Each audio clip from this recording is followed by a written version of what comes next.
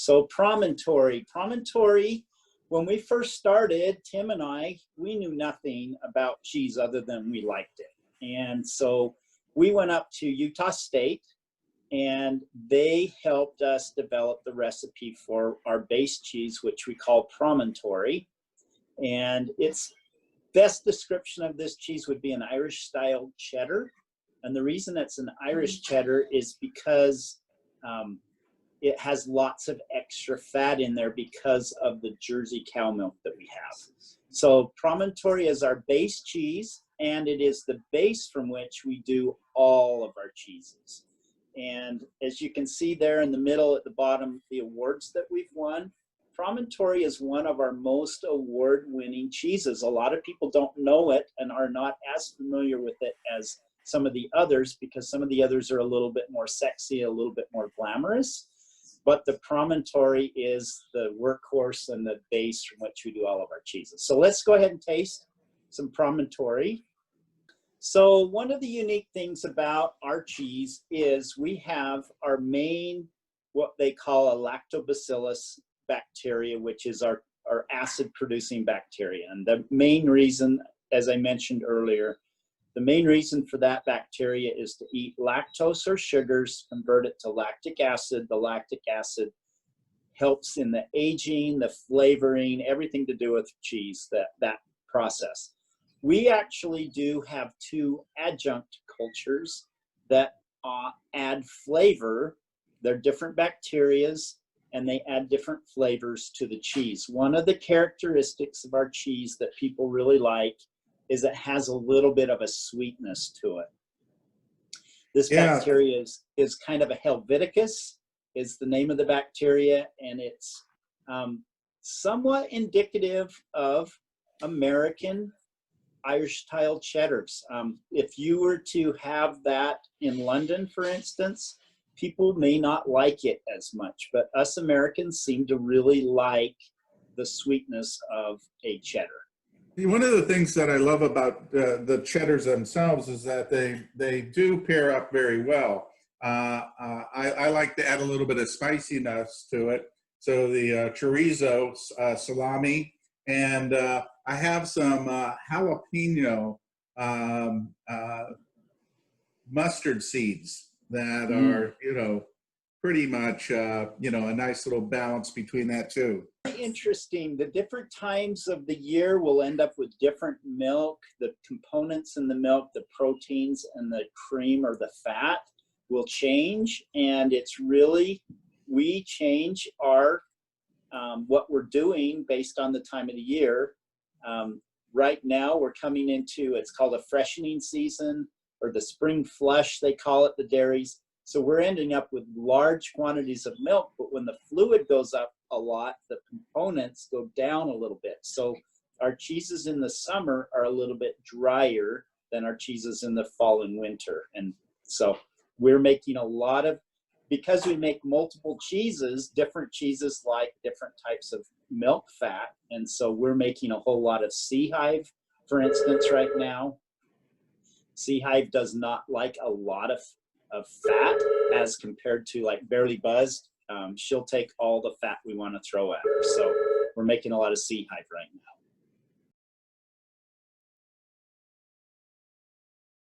So Barely Buzzed is absolutely the cheese that put us on the map. So after having made cheese for about, we started in September of 2005.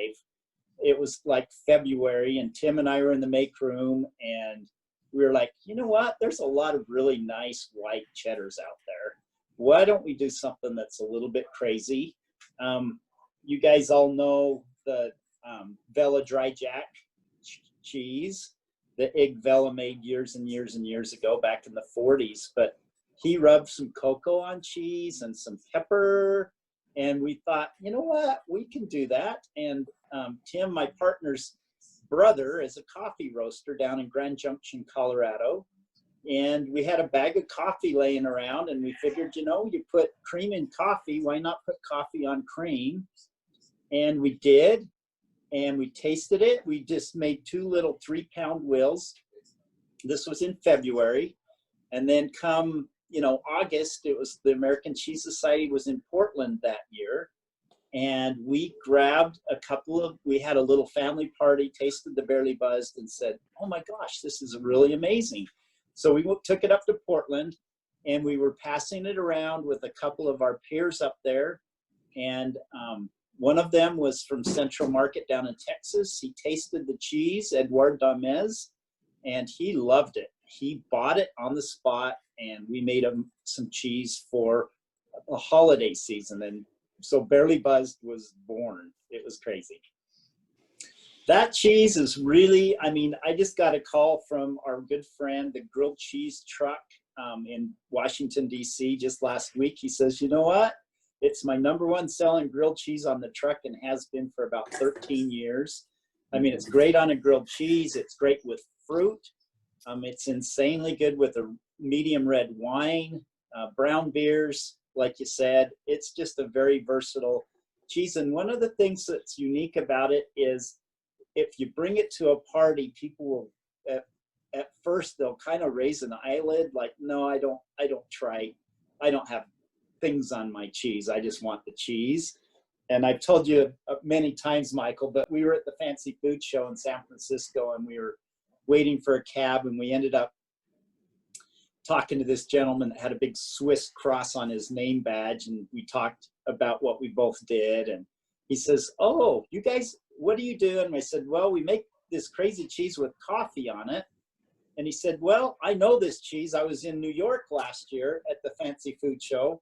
And he said, I was at dinner, and out came your cheese on the cheese plate. And he said he kind of went into a tirade with his buddy saying, these stinking Americans think they can do anything they want with this cheese. And my Siri just kicked in.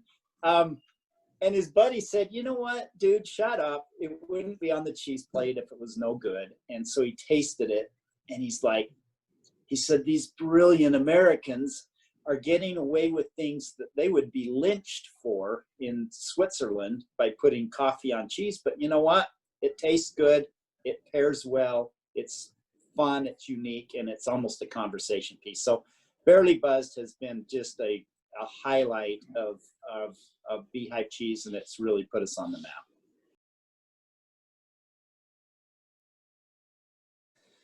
So Red Butte Hatch chili, in the last year and a half since we've introduced it, has become about our #2 selling cheese. It's such a good cheese.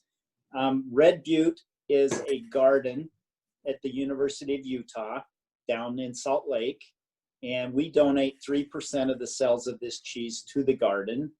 And the fun thing about this cheese is it's a New Mexico Hatch chili. And so some people don't like the heat of chilies, but if you've had a New Mexico Hatch chili, you'll know it's sweet and it's not hot, but it has tremendous flavor. And then, so we'll put the Hatch chilies, fresh Hatch chilies, in the paste of the cheese. That's unique because we don't do that with most of our cheeses. It's really just on the outside. But then we'll take the dried, ground Hatch chilies, and we will put those on the outside of the cheese. So not only do you get the fresh, green, wonderful chilies in the paste of the cheese, but you get the dried, roasted, kind of smoky flavor on the outside. So it's kind of a 1-2 punch, but really a great cheese. An interesting combination of flavors, because there is a little heat in there when you hit one of the peppers, but on the outside with the rub, it's got a sweetness to it that really balances out the buttery flavors of the cheese. I think it's really unique. I agree. It's really great in an omelet. It's just a fun cheese. I really like that cheese. Well, and like Michael, Peg Smith with Cowgirl Creamery, she's a great chef. Excuse me. And she taught me once, she says, you know what, I never just use one cheese in pretty much anything, a grilled cheese or an omelet or anything else. So she will combine different cheeses to get different flavors. So I would recommend that highly as well.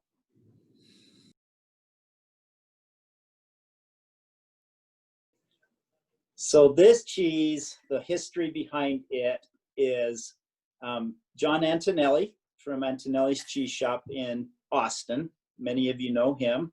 He was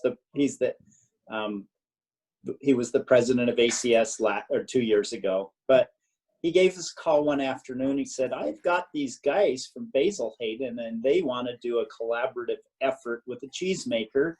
And I thought of you guys." We got a hold of them. They sent us a bottle of whiskey. We actually bought a bottle of whiskey. We started playing with it. But this cheese is a wash. So we'll take the cheese, we'll wash it with it on the outside. And Basil Hayden has been around a long time, and it is the sweetness of the whiskey and the sweetness of the cheese and the fattiness of the cheese. It's pretty special. We love this cheese. It's really a great cheese.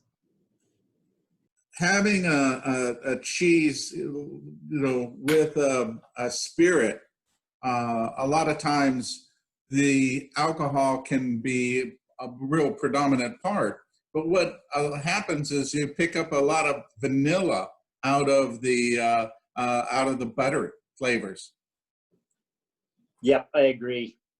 And another, I'm not trying to drop names or anything, but Mary Quick, who makes one of the world-renowned cheddars in England, she was at American Cheese Society as a judge a few years back, and she said, "Pat, the thing that I love about your cheeses is I'm buying cheese, and what you do, you always have a balance in your cheese.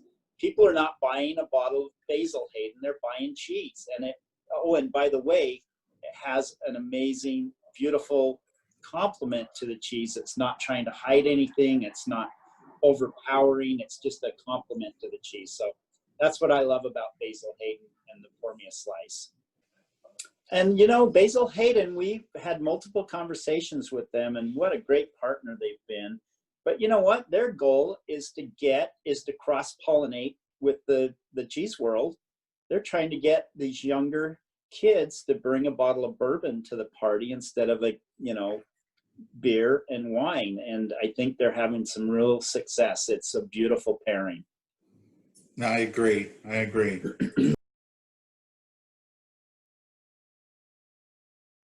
So Beehive, kind of from your neck of the woods in citrus country, but we love this cheese because it's pretty amazing. If you were to taste the Barely Buzzed side by side with the Beehive, you're going to get out of the Barely Buzzed, you're going to get some roasted, very almost a meaty characteristic to it, very robust with lots of lingering flavors. If you taste Beehive side by side with it, you're going to end up with a very bright, clean finish to the Beehive. The bergamot in the Earl Grey tea is so clean and so citrusy that this cheese with anything citrus is really amazing. We have a gal that works for us that cooks, and she does a cheesecake with this in the crust. And with this little citrus of the cheesecake and the citrus of the Earl Grey, it's pretty special. Very clean, bright finish. I see what you mean. There is a really nice citrus there. It's almost like a pellet cleanser. It just cleans everything up. It's really nice with bubbles. It's really great with, like I said, citrusy fruits. I get a nice olive oil and sea salt from Rustic Bakery. So, just a nice little snacking way of being able to put these together.